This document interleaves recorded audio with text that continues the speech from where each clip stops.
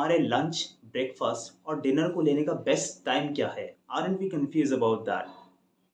तो आपके breakfast, lunch या डिनर को लेने का बेस्ट टाइम कोई न्यूट्रिशनिस्ट, कोई डाइटिशियन, कोई डिसाइड नहीं करेगा। ये डिसाइड करेंगे आप खुद अपने लाइफस्टाइल के अकॉर्डिंग, अपने डेली रूटीन के according.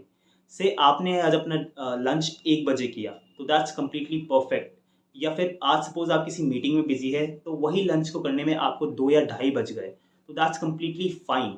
Basically you don't have to restrict yourself कि इस समय हमारा लंच या ब्रेकफास्ट हो ही जाना चाहिए। हाँ, कुछ बातें ध्यान रखने की ज़रूर हैं जिनको हमें फॉलो करना चाहिए। पहली चीज़, you don't have to skip your meals, क्योंकि जब आप मील्स को स्किप करते हैं तो आपकी ओवर ईटिंग की टेंडेंसी बढ़ जाती है।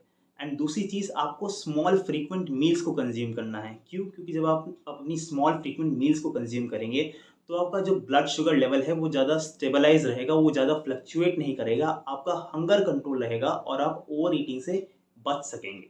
दूसरी इंपॉर्टेंट बात ध्यान रखने वाली ये कि हमारा जो डिनर है वो 7 से साढ़े 7 के बीच के समय में हो जाना चाहिए और हमारे सोने और रात के डिनर के बीच में कम से कम 2 घंटे का गैप होना चाहिए। क्यों? क्योंकि जब हम अवेक स्थिति में होते हैं तो our body is at BMR यानी बेसल मेटाबॉलिक रेट, वहीं सोने के बाद our body is at RMR resting metabolic rate.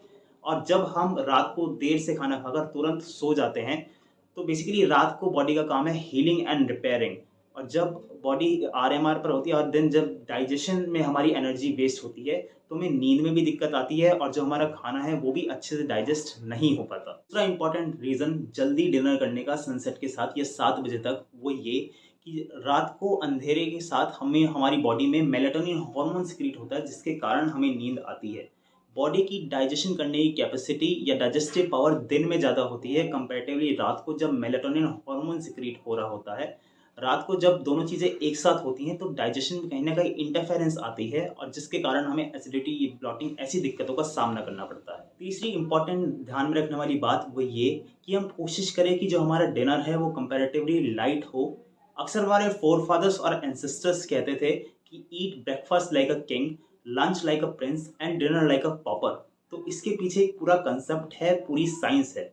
Basically वो कंसेप्ट है तो पुराना, पर नए ज़माने में नई टर्मिनोलॉजी और थोड़े नए मसाले के साथ उसको पेश किया गया है क्रोनो न्यूट्रिशन या क्रोनो बायोलॉजी के नाम से। अब क्रोनो न्यूट्रिशन या क्रोनो बायोलॉजी बेसिकली एक साइंस है, हमारे पूरे दिन के खाने पीने को अलाइन करना हमारे सर्केडियन रिदम के साथ। अब सर्केडियन रिदम डिस्क्रिप्शन में लिंक है दूसरी वीडियो का, आप चेक कर सकते हैं।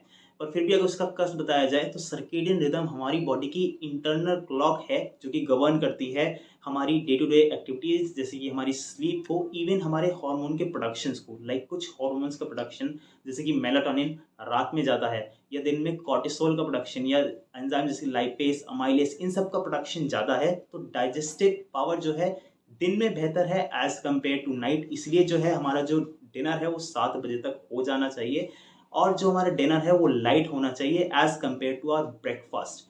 बट अगेन इट्स फ्लेक्सिबल और ये थोड़ा बहुत ऊपर नीचे चलता है, अपने आप को पूरा रिस्ट्रिक्ट करने की हमें ज़रूरत नहीं है। और इन सब में भी सबसे इम्पोर्टेंट बात वो ये कि जो भी खाना हम खा रहे हैं we should enjoy our meal.